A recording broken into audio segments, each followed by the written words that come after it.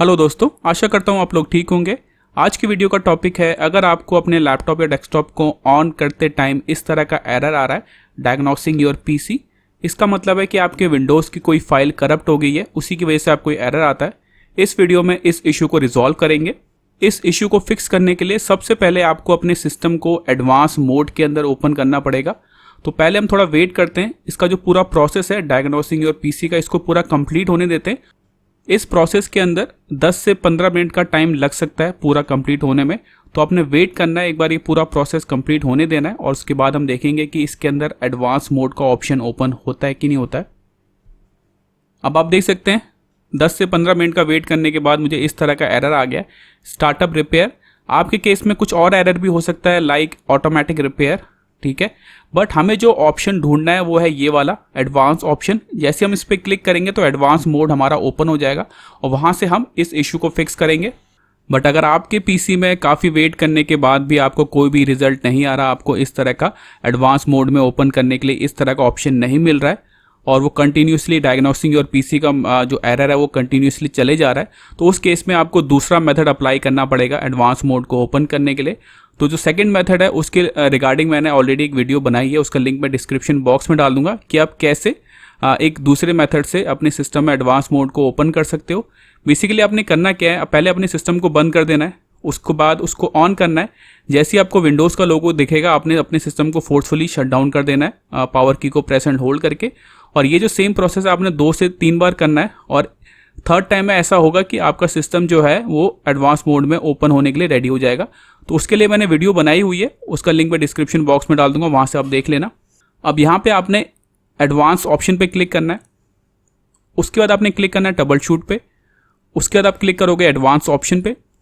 अब यहाँ पे सबसे पहले आपने क्या करना है, यहाँ पे आपको एक ऑप्शन मिलेगा स्टार्टअप रिपेयर, इस पर आपने क्लिक करना है। बेसिकली ये जो मेथड है इससे क्या होगा, जो भी स्टार्टअप की फाइल्स है ना, उनको ये जो ऑप्शन है उन सबको रिपेयर कर देगा। तो आप सबसे पहले आपने इस ऑप्शन को सेलेक्ट करना है।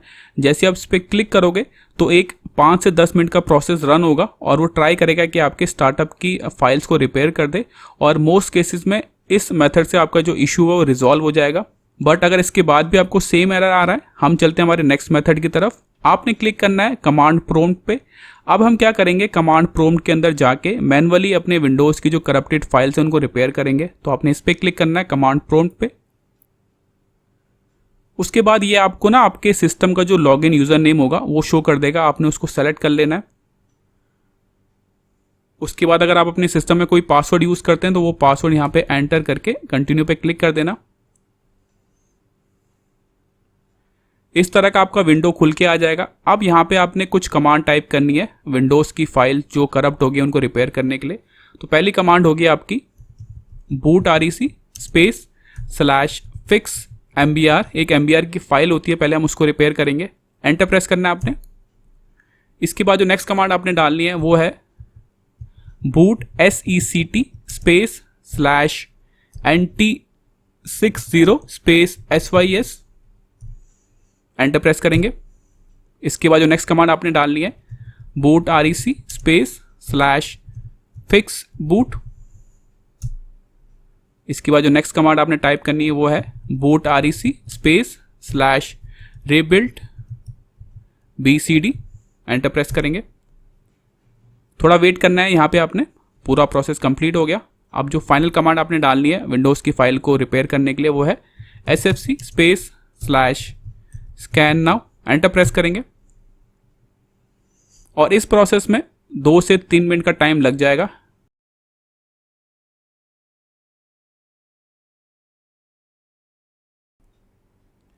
अब यहाँ पे जो हमारा प्रोसेस है वो कंप्लीट हो गया। अभी हमने क्या किया है, जो विंडोज़ की फाइल करप्ट हो गई हैं उनको मैन्युअली रिपेयर किया है।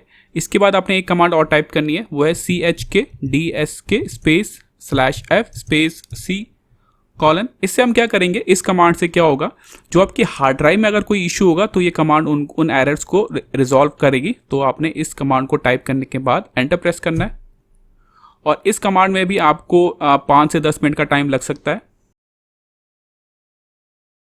ये कमांड भी कंप्लीट होने के बाद आपने टाइप करना है एग्जिट और एंटर प्रेस कर देंगे तो ये विंडो बंद हो जाएगी। अब आपने क्या करना है, कंटिन्यू पे क्लिक करोगे तो आपका सिस्टम एक बार रीस्टार्ट होकर नॉर्मली ऑन हो जाएगा और मोस्टली आपका जो इशू है इससे सॉल्व हो जाएगा। अब चलते हैं हमारे नेक्स्ट मेथड की तरफ। अगर अभी भी आपको सेम एरर आ रहा है, आपने यही एडवांस मोड को ओपन करना है, उसके बाद ट्रबल शूट पे क्लिक करेंगे, एडवांस ऑप्शन पे क्लिक करेंगे।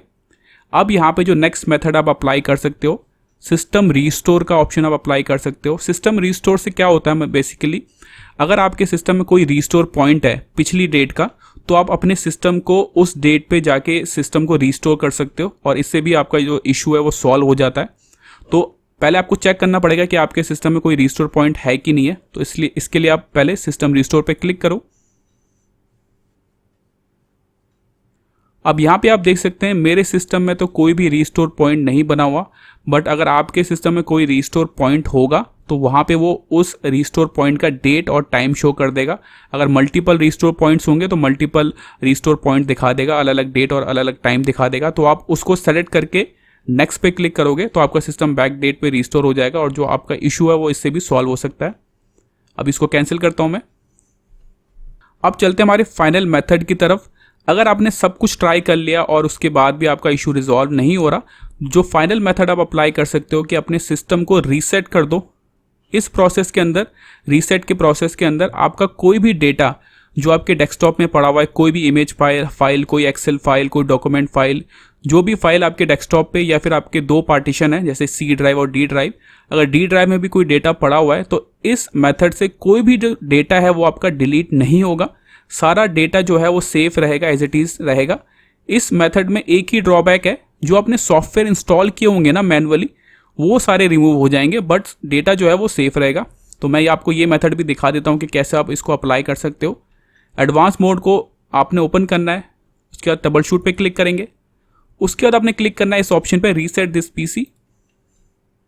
अब यहाँ पे आपको दो ऑप्शन मिलेंगे, रिमूव एवरीथिंग और कीप माई फाइल्स। तो आपने रिमूव एवरीथिंग वाले ऑप्शन को सेलेक्ट नहीं करना है, आपने सेलेक्ट करना है कीप माई फाइल्स। तो इससे क्या होगा, जो आपका डेटा है वो सारा सेफ रहेगा। और ये जो मेथड है ये फाइनल मेथड है। जब आपने सब कुछ ट्राई कर लिया, आपको मतलब सॉल्यूशन नहीं मिल रहा, तो आप इस मेथड से अपने सिस्टम को रीसेट कर सकते हो। और जब अपने सिस्टम को आप रीसेट करोगे ना, तो आपकी जो विंडो है वो फिर से रीइंस्टॉल हो जाएगी और सारे एरर जो है उसमें रिजॉल्व हो जाएंगे और इस प्रोसेस में कोई भी डेटा डिलीट नहीं होता है। अब आपने यहाँ पे क्लिक करना है लोकल रीइंस्टॉल पे। अब यहाँ पे आपने 5 से 10 मिनट का वेट करना है, ये प्रोसेस स्टार्ट हो रहा है। देखिए यहाँ पे सारी डिटेल आपको मिल चुकी है। रीसेट दिस पीसी, यहाँ पे लिखा हुआ जो आपका सिस्टम है वो डिफॉल्ट मोड पे आ जाएगा। कीप पर्सनल फाइल्स, मतलब सारा डेटा जो है आपका सेफ रहेगा, कोई भी डेटा डिलीट नहीं होगा। विंडो जो है आपकी रीइंस्टॉल होगी।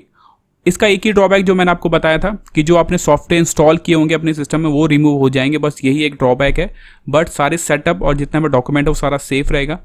आपने रीसेट पे क्लिक करना है और इस प्रोसेस में आधे घंटे का टाइम लगेगा, आपका सिस्टम में वो रीसेट हो जाएगा और जो इशू है वो कंप्लीटली रिजॉल्व हो जाएगा इस मेथड से। तो ये कुछ मेथड हैं जिनको अप्लाई करके डायग्नोसिंग योर पीसी का जो एरर है आपके लैपटॉप या डेस्कटॉप में उसको रिजॉल्व कर सकते हो। तो यही था इस वीडियो में। Thank you.